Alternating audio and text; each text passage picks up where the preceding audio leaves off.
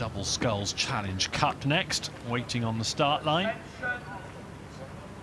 Mohr and Wolter on the left of your screen, Ruinet and Bradbery on the buck station.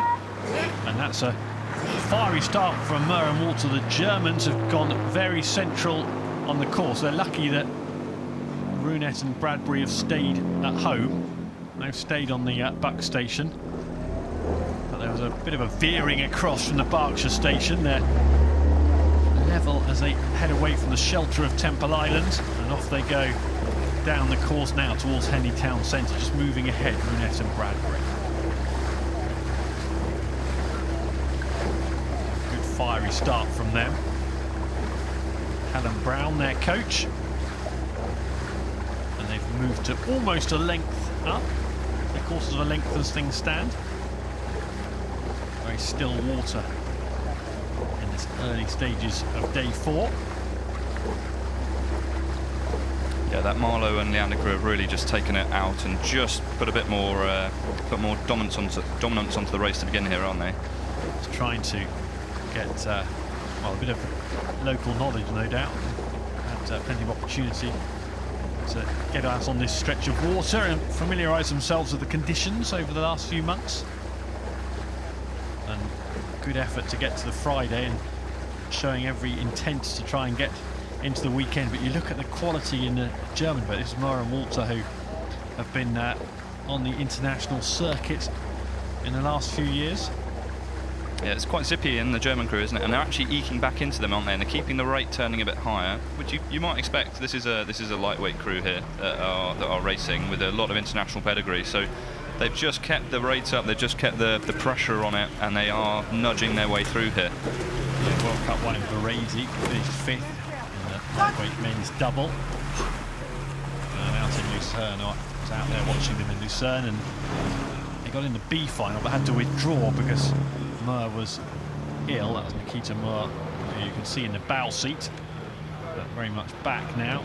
Only youngsters, been on the under-23 circuit as well this year.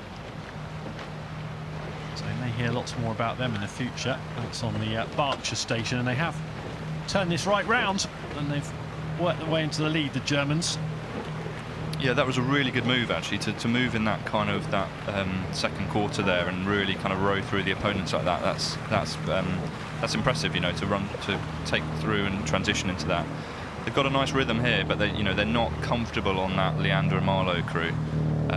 You know, both of these crews being fairly young athletes. You know, there could be more to happen in this race. Well, they could, although Mohr and Wolter, I watched them yesterday against the Australian double, and they did something very similar. It was far more blustery conditions, but they pushed through at Forley to win in the end by 3 lengths in their race yesterday. And it's a bit of an action replay. They started slightly the slower of the two boats and have at the same stage of the race wrestled the initiative.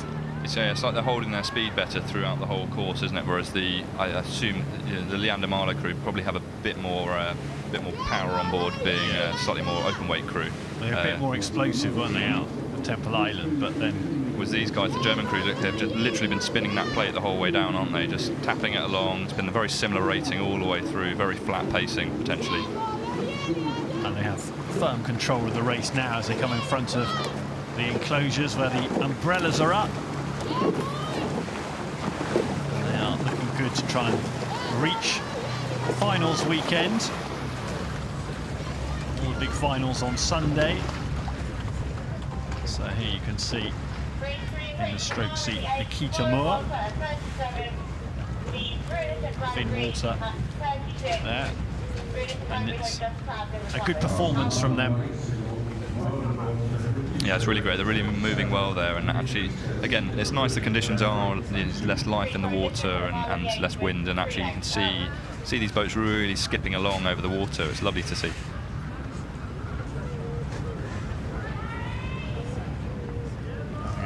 Close look at the boat with the chase on. Too much of them to do, but that's Harry Ruinet in the bow seat. Yeah, still a big old drive in that boat. You can really see it sort of surfing up and surfing down. So they're putting a good bit of power in there and really driving it along. But just see the ratings just that little bit lower than what we're seeing in the German lightweight crew, where they're just skipping it along at a slightly higher cadence. Yeah, Ruinet and Bradbery hadn't competed as a crew before this particular regatta, so it's a bit of an experiment for them, and I think the experiment will come to an end in the next few moments, because over the line come the Germans. Just need to hold it together for the last few strokes to drop the rate right down, and they're on cruise control now. Yeah, that's wind down mode now, isn't it? They're just taking to the line. And over they go, very similar to yesterday. Had a 3-length win yesterday against the Australians. Today, similar margin of victory against Ruinet and Bradbery in the double sculls Challenge Cup. The Germans safely through to the weekend.